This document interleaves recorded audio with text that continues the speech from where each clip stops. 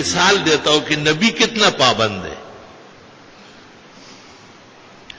بخاری شریف کتاب الوضو کے اخیر میں ایک دعا ہے، اللہم انی فوضت امری الیک والجأت ظہری الیک رغبتا ورہبتا الیک لا ملجا ولا منجا الا منک آمنت بکتابک الذی انزلت وبنبیک الذی ارسلت. کہ رات کو سوتے وقت یہ کلمات پڑھ کے سویا کرے، وَجْعَلْهُنَّ آخِرَ مَا تَتَكَلَّمُ بِهِ، بس اس کے بعد اور بات چیت پھر نہ کرو. وَإِن مُتَّ تِلْكَ اللَّيْلَ مُتَّ عَلَى الْفِطْرَةِ، اگر اس رات کئی فیصلہ ہو گیا موت کا، خالص مخلص مسلمان مرو. کتنی اچھی دعا ہے. برائے ابن عازب رضی اللہ تعالیٰ عنہ جلیل القدر صحابی ہے، انہوں نے حضرت سے یہ روایت نقل کی اور حضرت کو کہا حضرت میں سنانا چاہتا ہوں. آپ نے کہا سناؤ.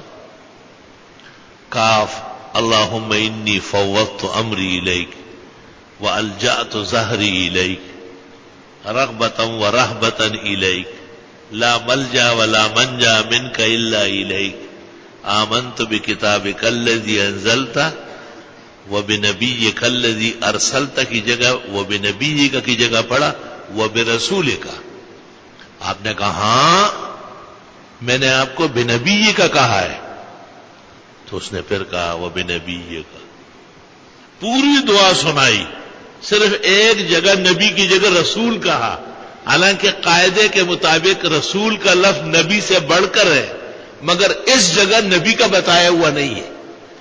نبی کا بتایا ہوا نبی کا لفظ ہے. تو آپ نے صحابی کو ٹوک کے واپس کیا کہ میں نے تو آپ کو اس جگہ نبی کا لفظ کہا ہے، تم کیوں رسول ڈال رہے ہو؟ اور سارے جہان میں جب یہ روایت اور دعا آتی ہے تو یہ ساتھ ہے کہ وہ کہتے ہیں میں سنانے لگا تو میں نے وہ بنبی کا کی جگہ پڑھا وہ برسول کا، تو حضرت نے پیچھے پلٹا ہے کہ نہیں جو میں نے کہا ہے وہ الفاظ کہو. تو حضرت نے تو کہا تھا وہ بنبیک الذی ارسلت. جو لوگ اپنا درود و سلام بنا چکے ہیں اور اذان کے آگے اور اذان کے پیچھے اور میلاد اور جلسے، جو ان کو شرم کرنا چاہیے. سنت کے آئینے میں ذرا اپنے آپ کو دیکھیں. پیغمبر کا صحابی ہے، جلیل القدر ہے، خالص و مخلص ایمان و اعمال والا ہے، جان نثار و وفادار ہے، ایک لفظ بدلنے کی اجازت نہیں. تو علماء نے اس کی ایک وجہ بیان فرمائی ہے کہ احادیث بھی وحی ہے اور وحی تبدیلی نہیں قبول کرتی. تبھی تو آپ نے یعنی فرمایا کہ کوئی بات نہیں، یہ بھی کہو روبے کا اسلام بہت بڑا ہے، جیسے اس زمانے کے زنادقہ آزاد خیالی کے لیے،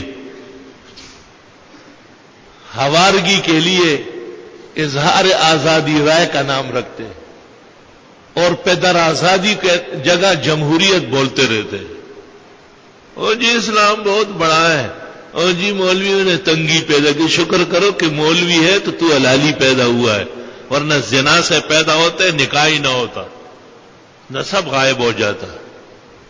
شکر کرو کہ مولویوں کی وجہ سے بہن کو حرام سمجھتے ہو اور ماں کو بھی شہوت سے ہاتھ نہیں لگاتے ہو. علماء نہ ہوتے تو حلال و حرام کہاں سے آتے؟ جو تجھ سے پیدا ہوتے اور ان سے پیدا ہوتے ایسے گندے ہوتے کہ اپنے محارم کو بھی ہاتھ لگاتے. شکر کرو کہ مولوی دنیا میں آباد ہے اور ان کی وجہ سے جنازہ مسجد میں لا کے پڑھواتے ہو اور نصیرہ قبرستان لے جا کے جتنے کہ کوتھی ہوتی انکل ہوتی. علماء کا شکر کرو، ہر قدم پر دعا دو کہ خدا انہیں اور بڑھاؤ اور عزت و احترام دو. اور اس کی وجہ سے ہی فضا قائم ہے، اس کی وجہ سے ہی معاشرہ سرسبز ہے، ان کی وجہ سے ہی لوگ اسلامیات پر رواں دواں ہیں، ان کی وجہ سے ہی فرق کرتے کہ یہ بکرا ہے حلال ہے، یہ کتا ہے مردار ہے. یہ بکرا بچڑا ہے حلال ہو سکتا ہے، بسم اللہ اللہ اکبر پڑھ کے ذبح کرو. یہ بکرا ہے لیکن خود مر چکا ہے، نہیں کھا سکتے، مردار ہے. یہ حلال و حرام کا فرق، یہ جائز و ناجائز کے سرحدیں، یہ اللہ تعالیٰ نے علماء دین کو یہ مقام اور منصب دیا ہے.